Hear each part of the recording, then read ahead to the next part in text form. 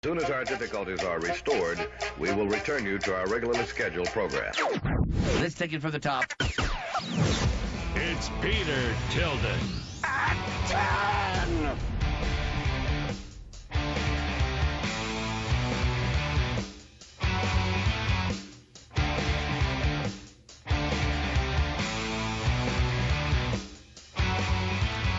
Good morning. It's Peter Tilden at 10. Talk Radio 790 KABC, brought to you by Sit and Sleep. Larry Miller, of course, will beat anyone's advertised price, or your mattress is free. Mitch's Royal Gems. He's closing his doors forever at the Westfield Promenade Mall. Save up to, ready for this, 80%. And American Vision Windows. You can now get a full house full of windows for as low as $99 a month, plus free expert installation and a lifetime warranty. Go try and beat that. You go ahead. You go try and beat that. Got a lot to get to today. Let's start out with some legal issues that have me baffled and I needed help with. You can participate, too, by calling 800-222-5222. But joining me right now is Brian Claypool. You know him as an attorney, litigation and civil rights law. He represented the clients in the Miramonte Elementary School molestation case. And good morning, Brian. How are you? Good, Peter. Great to be back. Yeah, thank you for coming on. Everything good with you? Yeah, things are going great. Still fighting the battle on a lot of sex abuse cases. Doing a little bit of criminal defense. A big case in Florida for Dahlia DiPolito as well. Wow. Well, let me ask. So I get in this morning and I read the headline: L.A. ordered to pay $23.7 million in dangerous intersection death. So apparently there's an intersection that where you have to. It's in San Pedro.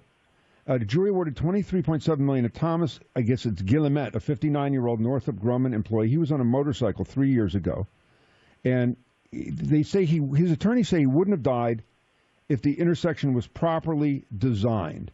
So apparently drivers waiting on Cabrillo Road, if you know that area, to turn left onto Summerlin were forced. You got to look out into oncoming traffic because it's a blind corner. So you got to edge out. And when he got edged out, he got hurt. And they paid him that much. And I started thinking to myself, wait a minute, hold on a second. If you're going to do dangerous intersections, every day I'm driving on the 10 freeway. You have cars merging to the left and merging to the right because of the way it's designed, because it was designed ages ago. You also have cars parked where you can't see a lot of streets. You have cars parked, legal parking, where you can't see around the car. What is the deal? They paid the widow and the child of the guy who died. Okay, so is this going to be a whole rash of new lawsuits that you get into an accident? You say, it's not me, it was a dangerous intersection. Yeah. Unfortunately, up until August of 2015, there was a sweeping government immunity for cities such as Los Angeles in these dangerous design cases. In fact, I tried a case, Peter, 10 years ago in San Luis Obispo County, almost identical to the case you're talking about. A death case, young man on a motorcycle, blind intersection. A car pulls out in front of him and he gets killed, hits the back of the car. And I lose that case, right? I lose that case because there was strict government immunity for these design defect cases on roadways. Right. In 2015, our Supreme Court in California again ruled not only can cities be liable for dangerous conditions, but get this. The condition doesn't even have to be the direct cause of the accident. So if it's a contributing cause to the accident, a city can still be held liable. Wow. So it is definitely going to be a floodgate for further lawsuits. I knew really. As soon as I saw this, I thought, man, here we go. Because you know how many intersections are poorly designed or were designed ages ago? There's so many streets where they allow the parking where I have to edge out because I can't see around. I'm thinking, wow, if I see this now, not my fault. It's somebody else's fault. I think the problem in that case, though, too, I think what contributed to such a large award was there were complaints in 2001 and 2009 with the city, and the argument was made that the city had actually made a representation that intersection was going to be fixed and repaired and made safer. So I think what happened here is the jury, and we're seeing this in a lot of jury awards now, they're higher because jurors are getting upset at the defendant. And I think the jury here was probably upset. You said you were going to fix it. You didn't do it. We're going to penalize you for that. Whoa.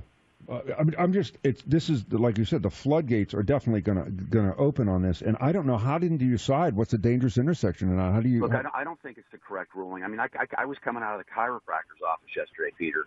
Same exact thing you're talking about. I'm edging out. I can't see to the left. There's a hill. There's cars coming down this hill at a fast rate of speed.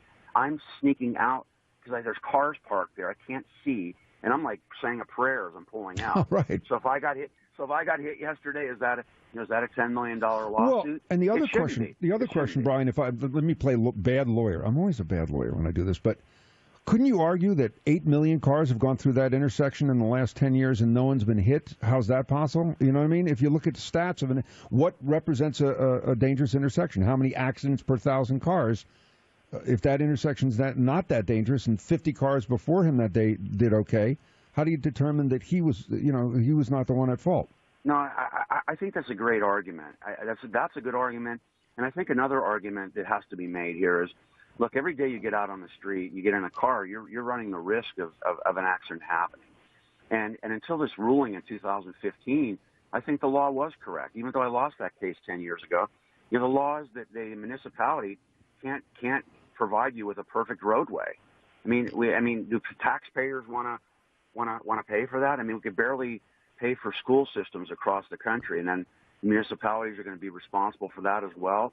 I just don't think in the realm of things and who's going to pay for this, that it's the right kind of decision. I think you just have to use extra care.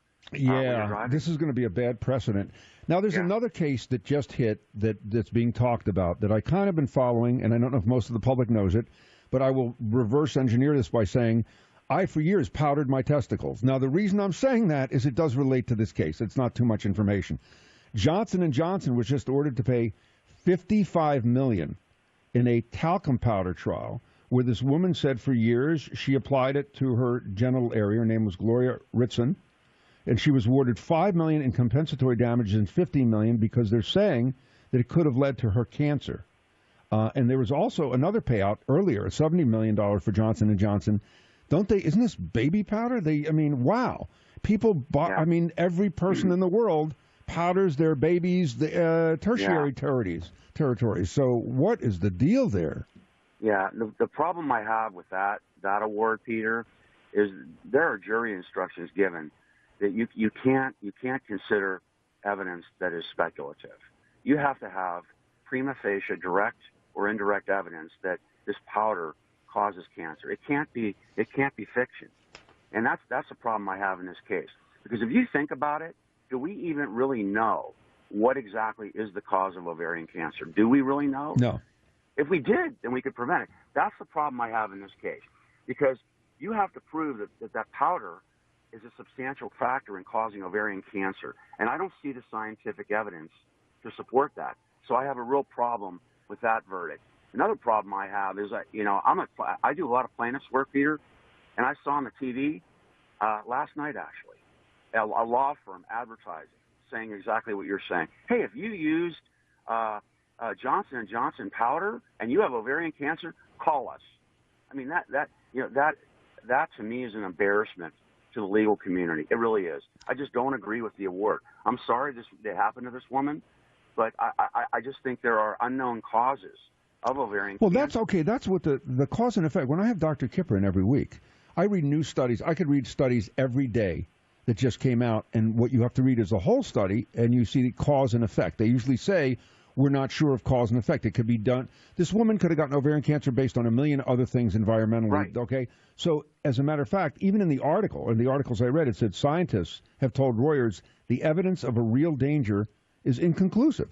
So they can't. So how do you link inconclusive with $55 million? Look, I really believe our legal system is in shambles. I really do. It's a ridiculous way. I think the Hulk Hogan award was, the amount of money they paid him is ridiculous. I mean, this isn't, we're not playing a game of bingo with the litigation system. And I think in that case, clearly Johnson & Johnson is going to have to appeal. I mean, I would even file a motion to have that trial judge vacate that judgment based on the fact of what you just said. That if we as a society, with all the doctors we have worldwide or throughout this country, all these great hospitals we have, we can't even figure out what is the definite cause of ovarian cancer, you can't recover then, because you have to prove that the powder was a substantial cause of the cancer. Yeah, she could be living over. Her home could have radon. She could be living over a landfill. She could have. It could have been something knows? she drank. Right. She could have drank Flint, Michigan water. Yeah, for years. We don't know. Okay. We don't know what she did. We didn't track her for years. And by the way, poor lady, horrible that it happened. It's terrible, dude. I'm not kidding. Look, it's terrible what happened. But look, I'm getting fed up as a trial lawyer. That to me is junk. We call it junk science. Okay, that's what this is. And I think judges now need to step in as the 13th juror and start vacating some of these ridiculous verdicts. That's my view. If they don't do that, then guess what? We're not going to even have any products.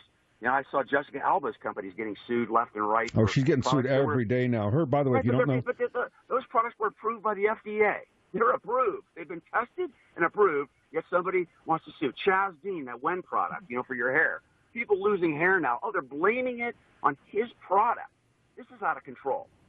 Yeah, it can't be the day-to-day stress. It is hard, but yeah, they're well, she's now become a target. So you know what? I'm still going to proudly powder my foiseens. That's my how. Hey, and I'm aspiring to have another baby in the future, God willing, if I could find a woman. Yeah. And I'm still going to use Johnson & Johnson powder. Baby powder, because they haven't had any link, and you're just tapping it on there. Well, all right. Well. Yeah, and you made one more quick thing. You made a great point in the prior case that applies here too. How many zillions of people have used Johnson & Johnson baby powder and not encountered any kind of medical condition? Or have they, and they don't know, Brian? I mean, the floodgates. Yeah. The reason I brought up these cases, they're huge. They're huge ramifications. You know how many people use Johnson & Johnson? Right now, people are diapering their kids and using Johnson & Johnson baby powder on their kids. Right now, people are pulling out in intersections. Now, this one's a little bit more trivial, but it bothered the heck out of me. This teen is accused of exposing his privates during a yearbook photo. So everybody out there is kind of snickering at that, because you know what happened. He's 19 years old. His name is Hunter Osborne. He says it was a joke and a dare from fellow football player to expose himself during a yearbook photo. So they take the yearbook photo. You can imagine there's a ton of kids there. You don't even see it unless you know what you're looking for, and then you barely see it. But they put out the yearbook. The school went crazy. They got to recall them all. Now, I don't know how old you are, but I grew up with the movies Porky's and Animal House, and this stuff was done, in every one of those movies. That's what was done. It was, let's put your... How about on Saturday Night Live? Penis in a Box with Justin Timberlake, okay? You know, the musical show, the song, okay. So all of that, this kid, I would have punished him and said it's wrong and set an example. He's facing 69 counts of indecent exposure. 69 counts of indecent exposure. Yeah. He's been fitted with an ankle monitoring bracelet. The photo's been circulating for months, and they're going to do more, and the school had to release a thing. What happened to, it's a prank, it was stupid, we don't condone it, it's unfortunate, he's suspended for 2 days, don't do it anymore. Yeah. What Peter, happened? not only that, I have a better argument. Where was the school district if they, in vetting the photograph in the yearbook, if the administrators truly thought it was a problem? You know why they didn't vet that photo? Because they didn't see anything. Yep. Either they didn't see anything, or the school district didn't do their due diligence in vetting the picture before it was circulated. And what they're doing is they're using this young boy as a scapegoat for their own negligence. That's an argument in addition to yours. I agree with yours, by the way, too. It's horseplay. Kids can be, boys can be boys. And here's another point. I have a case. I just got hired on a case, another sex abuse case against LAUSD. And in this case, there's a former teacher, special ed teacher, who was found, he was originally charged, Peter, with a felony for distributing child porn. They served a search warrant on his house, found child porn. This guy's distributing porn, child porn, charged with a felony. And guess what? He pleads guilty to a misdemeanor. And this young boy, 19, is being charged with a felony. It's a walking hypocrisy. It's going to ruin his life. I read this stuff. Boy, I like having you on. You've been gone too long. We're going to do this more often. So, In addition to the 69 counts of indecent exposure, he's also facing 1 count of furnishing harmful items to minors, which is a felony. We've really lost our mind. The guy took his schmeckel out as a joke for a picture. If this was 20 years ago, they would have called his parents in. They would have maybe had them pay to recall the yearbooks or something, apologize to people, and be suspended for a day and see you later. Instead, ankle bracelets and felonies and distributing the pornography to a minor. This is insane. It's really insane. Yeah, no, I agree. It's pathetic, and they're ruining this boy's life as well. All right, with 2 minutes left, this one I didn't understand. Los Angeles Superior Court Judge William Ryan ruled Thursday jail officials properly obtained an order earlier this year to restrict Suge Knight's contact with the outside world to, and the phrase is, to preserve jail security. They're not. Yeah, so I had to ask. Okay, so right. But you better hire the SEALs to come in to take care of the jail. To kill Bin Laden. I know. So details about why the order was obtained are under seal, but he's not allowed to talk to. Let me see here. I think his elderly parents he can't talk to. They've written a petition to visit their son. He's in there for running over Terry Carter and then Cleabone Sloan and killing a guy, and he's had a bad rap sheet before. Okay, what is that? Could you cut through that and tell me what that means? Well, first of all, is this a jail in L.A. or is this in the Middle East? I can't. Oh wait, okay. This is in the U.S. Okay, all right. Well, look. Here's the bottom line. Where is the evidence? This judge needs to tell the public. What evidence does the court have that there is a security risk that was created by Suge Knight by getting emails, phone calls, and visits? That's what I would want to see. You know as well as I do, Peter, that emails are vetted, phone calls are taped. I've got clients that all their phone calls in jail are taped. So what? First of all, what is the security risk? We don't even know. Second of all, couldn't there have been a less severe mechanism to vet the problem and prevent it if there truly was a security risk? You're forcing the parents of Suge Knight to file a petition with the court to go visit him at the jail? Has anybody else showed up at the jail and tried to beat somebody up that's friends with Suge Knight? We don't know any of that. And by the way, do gang members have the same thing against them? These guys are running their business out of prison, right? Right. So if gang members aren't restricted to this amount, then this guy's the devil. This guy makes Charles Manson look like a toy. You know?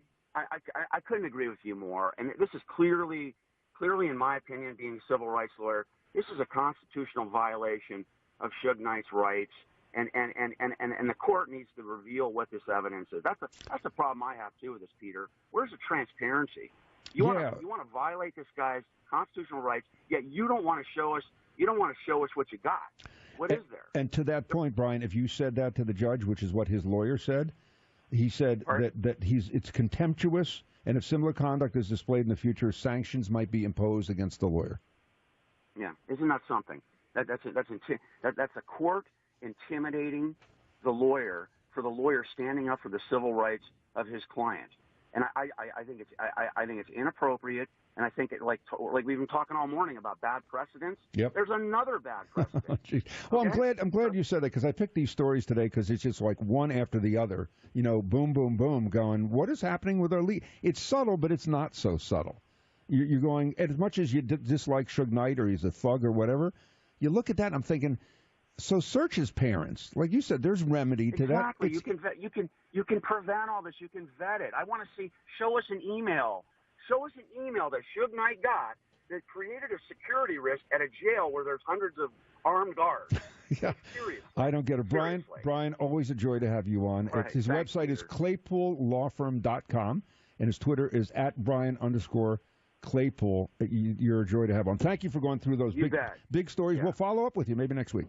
Yeah, let's do it. All right, Brian, you take it easy. If you'd like to comment on those stories, I mean, it's pretty insane stories as you're powdering your genitals right now going, wait a minute, I could get $55 million for powdering my genitals. All right, bring it on.